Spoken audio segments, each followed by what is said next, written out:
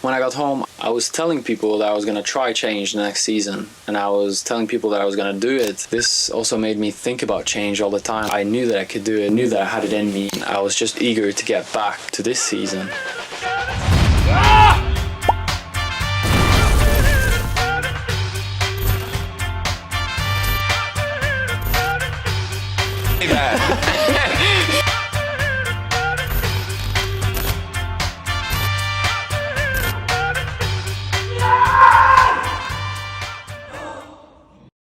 I walked up to the cave for the first time in 2018. My eyes were wide open. I had seen the cave in photos and in videos, but those don't do the cave any justice. I remember back in 2012 the groundbreaking news with Adam Ondra when he first sent change.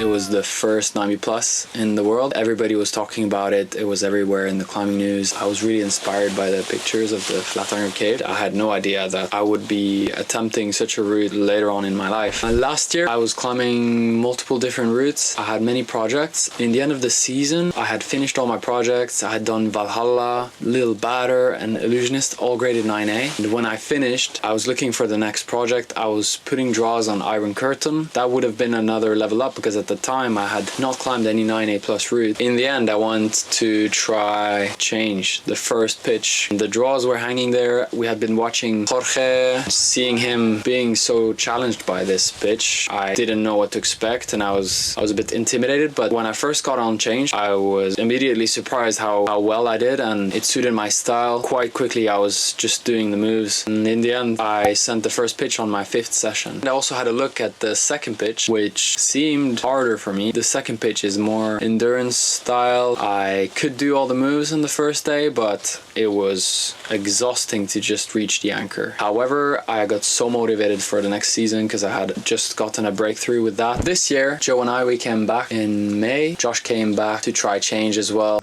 What are we doing tomorrow? We're gonna try change. We're gonna try and do some links on change. Yeah. What are we doing now? We're gonna attempt to eat 27 candies and rank them. This is how you perform. Okay, spin the wheel. If anybody wants to know, this is the secret. Straight up, we put the longest quick draws I've ever used on change, and so much material. You need so many quick draws. Really hard work to get the draws up as well because the bolts are far apart, the sections are run out. We start working the moves together. You can do it. Come on, fart, squeeze. Squeeze, squeeze, squeeze, squeeze. Quite quickly we found new details, like some new knee bar technology. That's good. We found some sneaky knee bars. Oh, there's so many little details. Every single time when we think we have a beta, we go and then we find something else. Pretty cool process. So you feel confident? No. Enjoy having a proper fight, which is what I'm excited about this route. Yeah, I'm excited too. It was honestly great to have someone to share the methods with and to discuss beta and to see somebody else psyched on the route. We had quick progress and quite soon I had big links in the top. I was confident that I could do the second pitch quite quickly, and I think it's 9A, hard 9A in itself. So anyways, I'm gonna start giving tries. That's the update. We got the moves dialed and now it's about to get serious. The question is, can you remember all of the moves? Yeah, I mean, that's maybe like 200 moves, or I don't know, maybe 200, 300 moves. Very quickly I passed the first pitch again. It came very natural to me, the boulder in the bottom, and I could pass it consistently. So I had a couple good tries, and then I had one day where I fell all the way in the top. After passing all the hard boulders, I fell in the last possible boulder. I was completely devastated. So I'm exhausted, like I think it's a mental battle now because I'm so sick of the route. That's the main challenge. I don't want to try it anymore. Almost. Or today it felt like that. Some days I feel like I want to try it. Some days I don't feel like trying it. And that was like today. Today I didn't feel like trying. And it was kind of warm. I don't know why. I knew that this could have been the go where I sent it, but A fatal mistake made it so that I couldn't move my feet anymore. I got stuck in an undercling. I got so pumped that I just tried to latch the next hole, but I couldn't. And I fell, and I was so frustrated, and it was really hard to walk back down from the cave and know that the next following days I will have to try again all the way from the start and repeat all the moves that I already had done. Change is extremely hard mentally. You have aspects like conditions. Where is the cave? I don't know. I don't see it anymore. Yeah, today was kind of the day that I was hopeful about. I think I'm gonna end up going in the barn and do some boulders. 200% humidity. So you got a couple questions? Yeah. I have a couple too. It's gonna be old chill, so. The other day we found a really old Norwegian climbing magazine with an article about you on change before you had sent it, and you were debating whether it would be 9B or 9B plus. How did you decide that change would be the first 9B plus in the world? At first, I thought the first pitch would be 9A plus, and then the second part doesn't add like too much.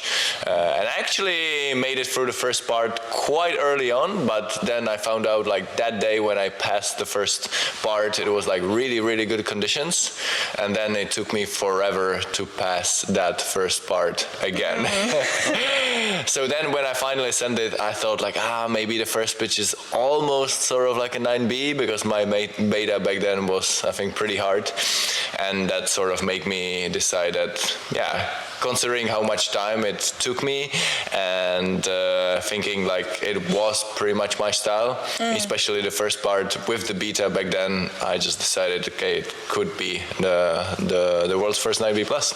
Is there a specific move on change that still lives in your body now that you think about it? I mean, the iconic move of change is definitely the lower part in the groove, which I think my original beta is like the coolest one. And unfortunately new betas appeared, and they are obviously logical, reasonable, but maybe not as cool. And it's a little bit disappointing that there are easier methods, but that's how the life goes. And it happened to me quite many times, of course, but I think to any other first ascensionist that happens a lot. I think it happens a lot when you're one person on the route and you have a tunnel vision on something, or there's new techniques obviously that were involved. Even if you try in two people a certain project, you are way more likely that you find the best possible beta than if you work on a project alone, especially in such a 3D space like Flatanger. Then we're also curious, is there any boulder that was very challenging in the top part? Then which one was the most challenging to you?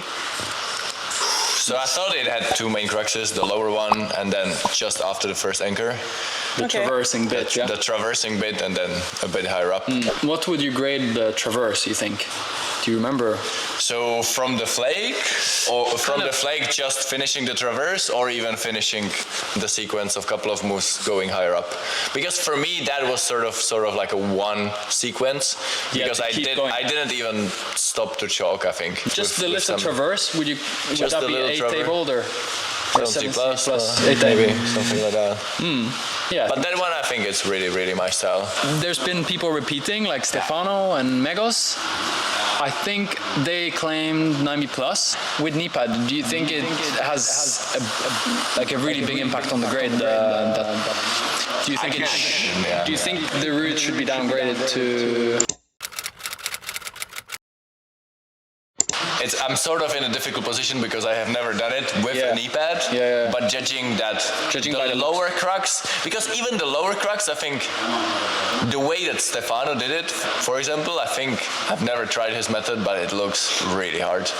But then I think the method that Seb did it with, I tried it as well once, like years later, and actually find this method like fits my style so well. You can basically reach the whole sequence with an e-bar all the way into the best possible hold, and then you sort of like make a physical release, but it's just mostly one move. And then the knee bars are more sort of like just creates a little bit better rests The whole way up. So counting all of this, I think it could be a 9B now. It could be now. But it's sort of like, I think there is a certain important role that comes into play that I think some ascensionists were not really wanted to downgrade my route.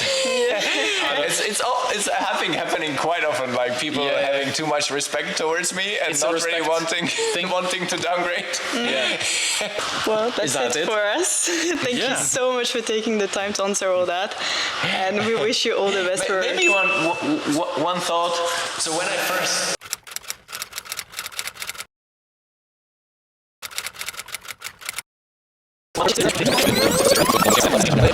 you have aspects like conditions, and you have so many no hands rests, great rests, where you're feeling like you're sitting at home in bed and you can fall asleep, you can think, and your mind is like racing, and you're comparing previous attempts. This is what like makes this route so hard and challenging. The first pitch has the most unique crux where people do all sorts of betas nowadays. So I also found my own beta that I really liked, where I used the knee to reach all the way out to the best left hand crimp.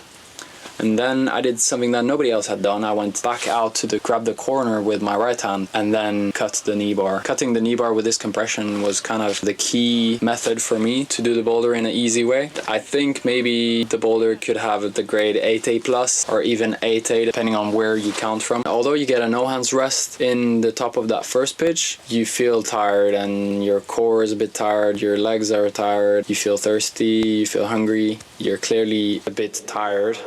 Although you have a no hands rest. And that's what makes the top pitch hard, because it has a lot of physical boulders in it. And they're also quite risky and they have low percentage moves, so you can fall slipping and you can fall missing a hold really easily. And that happened many times with me. So this route requires you to have a lot of core strength, endurance, and also raw power. You need a full package to climb the route. You can't just have the power, then you'll pump out. You can't just have the endurance, then you'll just not pass the boulders. It's quite challenging to be in the right shape for this route. So in total, I think I spent 2.5 months on the route. I wasn't climbing on any other route. I was really focused on sending change. I had so many tries. I think I passed the first pitch 15 times, but I also fell on the first pitch maybe around 15 times as well. Leo, try hard. Wow, that's a long day. How did today go? Pretty good in the end. So bad until the end. So bad. But you did a great effort. Today was one of my best efforts. Warm up and then fell 6 times on the bottom. And then after that I went boom to the top. I feel like I've sent it twice now. Usually we've been doing one try to the top, and then I've been too exhausted to do anything. Towards the end of the season, we were just a small crew. Most people had left by then because the conditions got really harsh. We are the last people here. This was in the beginning of October. We had strong winds, some attempts didn't go so well and I was breaking down, but Joe stuck with me and we made it happen all the way to the end of the season. What made the successful attempt was deciding to fight hard and focus on every move that was in front of me, not on the next section, not on how I felt.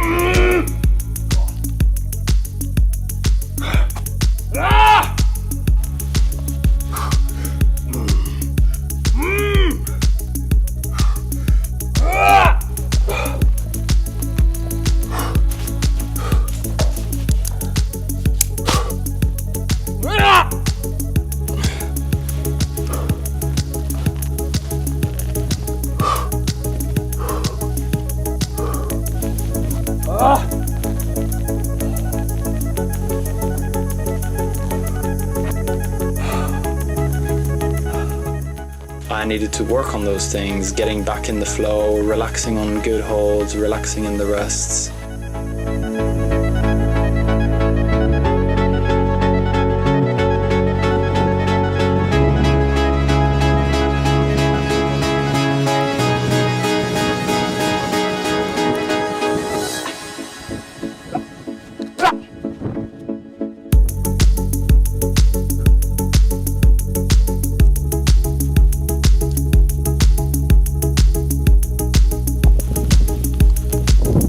Okay, I'm on direct.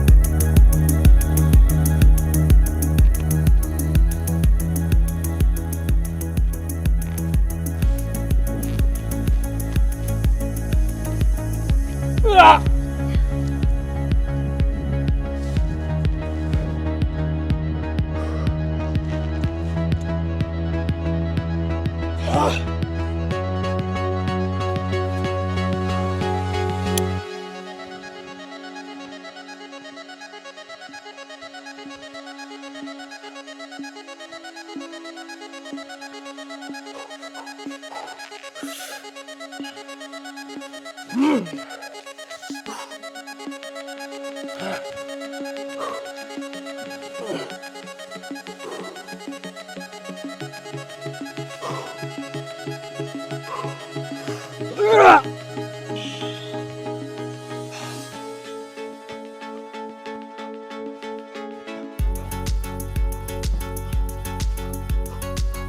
I got closer to the anchor of change, I was confident. I knew that it could go, but I was trying to calm myself down because I had done a mistake previously. I just tried to stay calm and get through all the moves with perfection.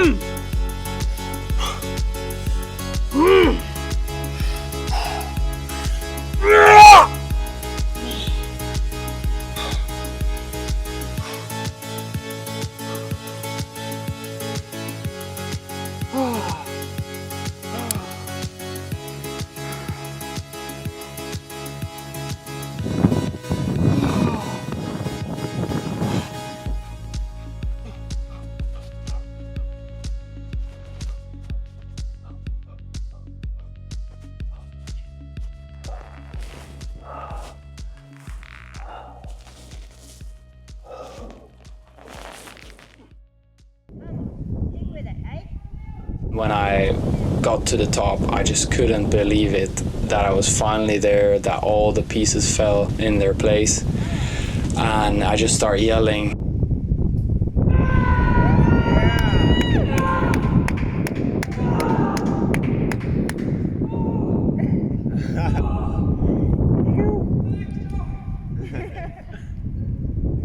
Nice one, Leo!